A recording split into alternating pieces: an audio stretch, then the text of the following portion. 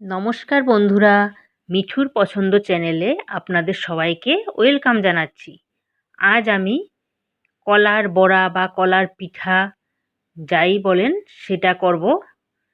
সেটা আমি দুটো কলা ছিল একটু মোটা মোটা সাইজের, সেগুলো এনেছিল অনেকগুলো, কিন্তু ওই দুটো কলা প্রায় নরম হয়ে গেছিলো, মানে খাওয়ার যোগ্য ছিল না, ফেলে দেওয়ার মতো হয়ে গেছিলো। তাই দুটো কলা দিয়ে আমি কলার বড়া বানাবো, সেটাই আপনাদের সাথে শেয়ার করব। আমি এখানে দুটো কলা এইভাবে খুলে নিচ্ছি। কলাগুলো দেখেন প্রায় একদম কালো কালো হয়ে গেছে, নরম হয়ে গেছে।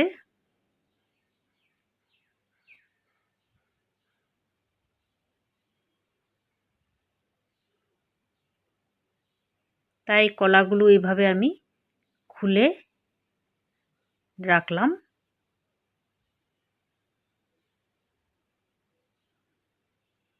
তার সাথে আমি অল্প সামান্য পরিমাণে ময়দা দিলাম আর সামান্য পরিমাণে লাল আটা দিলাম।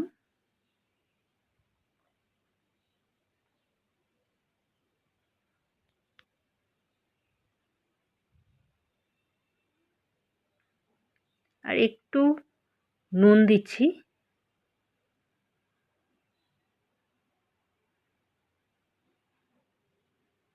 এখানে কোনো চিনি লাগবে না বা গুড় লাগবে না, কারণ কলাগুলো খুবই মিষ্টি, তাই কলার মিষ্টিতেই হয়ে যাবে, আর চিনি দরকার পড়বে না। তাই এইভাবে আমি এগুলোকে এইভাবে ভালো করে হাত দিয়ে মেখে নিচ্ছি।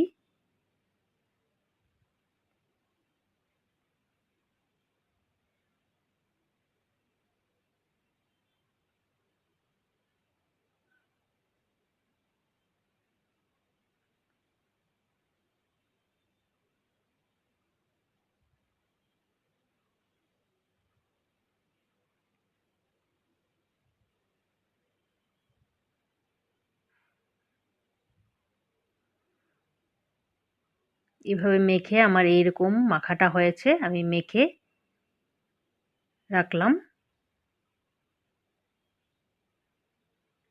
এবার আমি গ্যাসে একটা কড়াই বসিয়ে দিলাম, গ্যাস জ্বালিয়ে।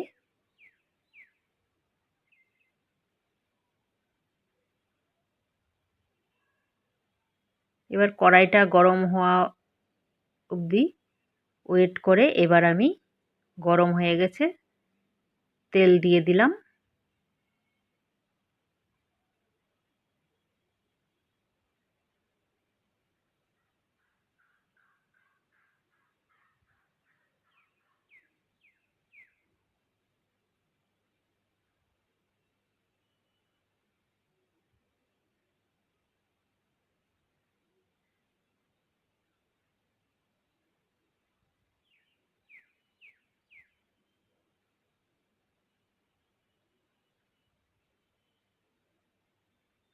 তেল দিয়ে সেটা গরম হয়েছে কিনা আমি একটু হাত দিয়ে দেখলাম,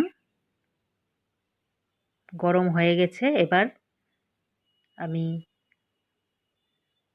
একটু দিয়ে আগে অল্প ট্রাই করব যে হয়েছে কিনা, সেটা দেখার জন্য।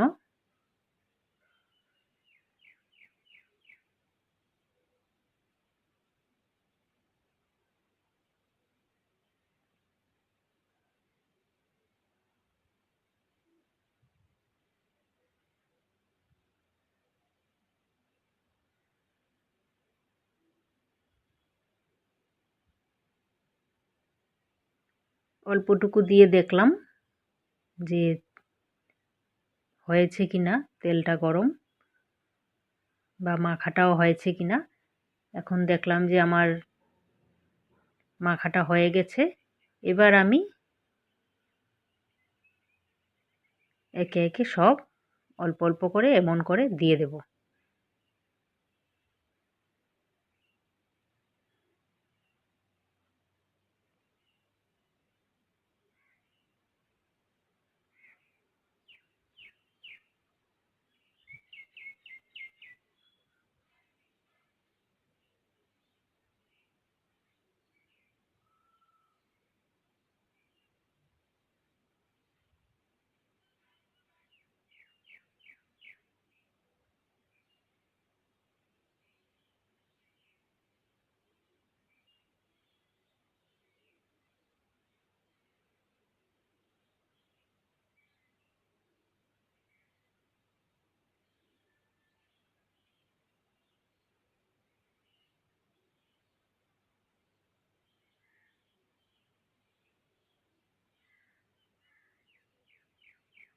এবার আমি কড়াইটাকে এভাবে একটু নেড়ে দিলাম, তেলগুলো উপর নিচ হবে তাই।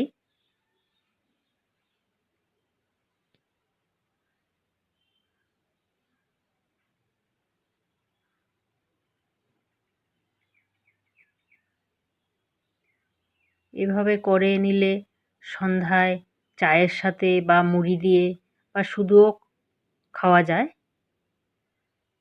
সন্ধ্যার টিফিনও হয়ে যায়। তাই আমি এই দুটো কলা দিয়ে এগুলো করে নিলাম।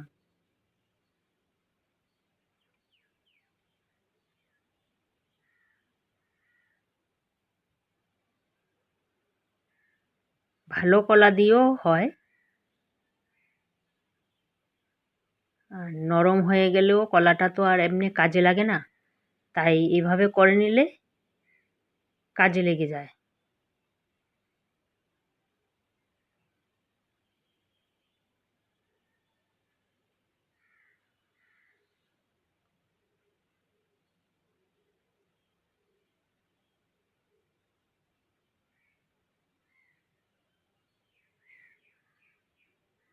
দেখুন আমার বড়াগুলো প্রায় হয়ে গেছে, লাল লাল হয়ে গেছে।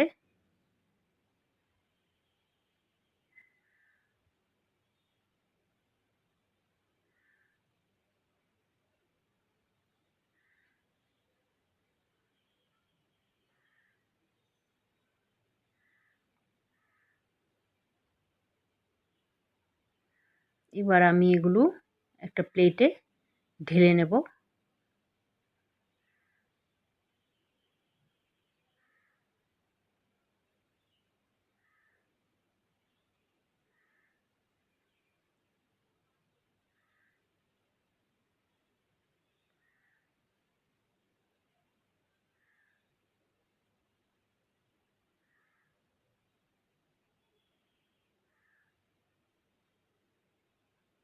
আবার সেইভাবেই বাকিগুলো দিয়ে দিচ্ছি কড়াইয়ের মধ্যে।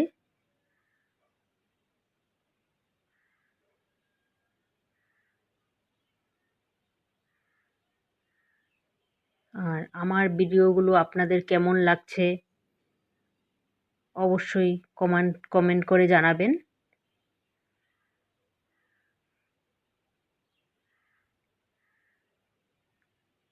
আমার আগের ভিডিওগুলো আপনারা চ্যানেলে গিয়ে দেখবেন।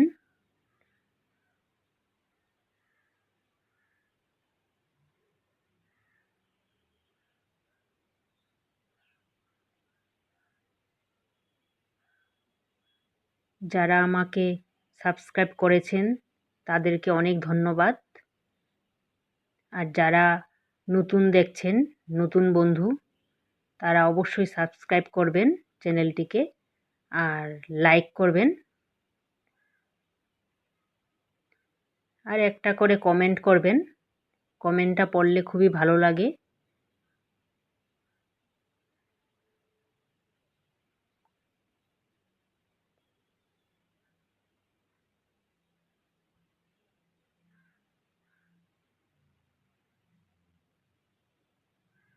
আর এইভাবে আমার পাশে থাকবেন।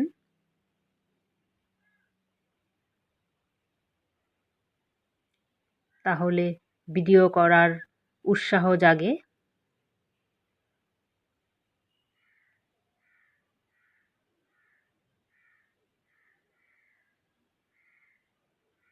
এইভাবে আবার আমি এগুলো আমার লাল লাল হয়ে গেছে। এবার আমি সবগুলো এই প্লেটের মধ্যে ঢেলে নিচ্ছি। এবার দেখেন আমার এগুলো হয়ে গেল।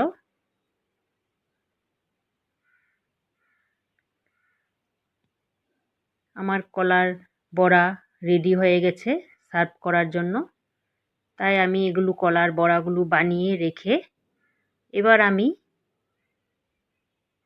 একটু বের হব। তাই আমার ভিডিওটি আপনারা সবাই দেখতে থাকেন, খুব ভালো লাগবে। আমি এবার বের হচ্ছি অল্প প্রাকৃতিক দৃশ্য দেখার জন্য। আমাদের আসামে বিখ্যাত চা বাগান, সেটা তো আপনারা সবাই জানেন। আসামের বিখ্যাত টি গার্ডেন, সেটা সবাই জানে, খুবই বিখ্যাত, খুবই সুন্দর লাগে দৃশ্যগুলো। তাই অল্প বের হয়ে গেলাম আমি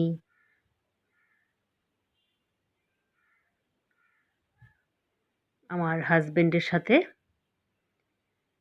তাই যেতে যেতে আমি ভিডিওগুলো করছি, আমিও দেখছি আর আপনাদেরকে দেখাবো বলে ভিডিওটা করে নিয়েছি। আপনাদেরও ভালো লাগবে, কারণ এখন তো শ্রাবণ মাস চলছে। শ্রাবণ মাসে সবুজের ছোঁয়া, সবুজ পড়া, সবুজের দেখা খুবই ভালো। তাই আমিও দেখছি, আপনারাও একটু দেখেন, আর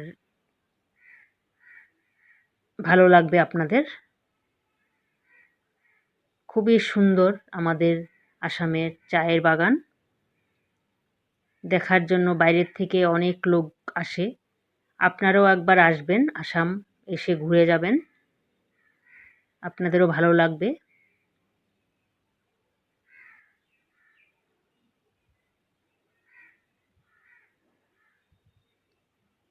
এসব জায়গায় গেলে মনে হয় আসতে ইচ্ছা হয় না,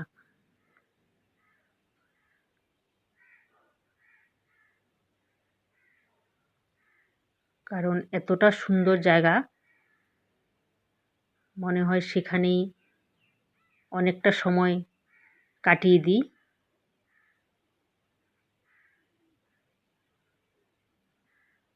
খুবই ভালো লাগলো। এই বলতে বলতে আমার